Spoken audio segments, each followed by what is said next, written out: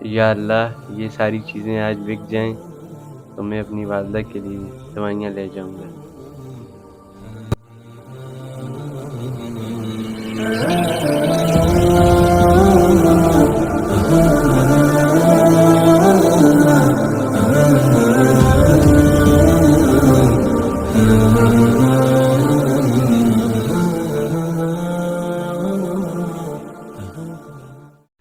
پتہ نہیں اس بچے کی کیا مجبوری ہے، باقی سارے بچے اسکول جا رہے ہیں اور یہ مزدوری کر رہا ہے۔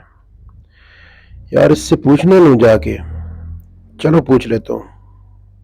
السلام علیکم، کیسے ہو بیٹا؟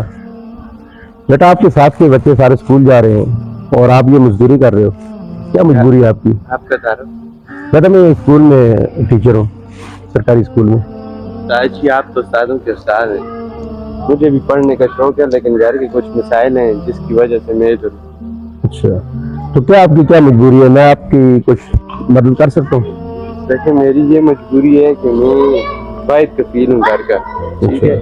میرے والد صاحب بھی جو ہیں ضعیف ہیں، میری والدہ بھی بیمار رہتی ہیں، اچھا تو میری چھوٹی بہنیں ہیں، تو بس ادھر سے یہ چیزیں وغیرہ فروخت کر کے میں گھر کے بس نظام چلاتا ہوں۔ تو پھر آپ پڑھتے کیوں نہیں ہو؟ استاد جی اگر آپ کے پاس پڑھائی کے علاوہ کوئی کامیابی کی راہ ہے تو آپ مجھے بتا سکتے ہیں، ورنہ آپ جا سکتے ہیں۔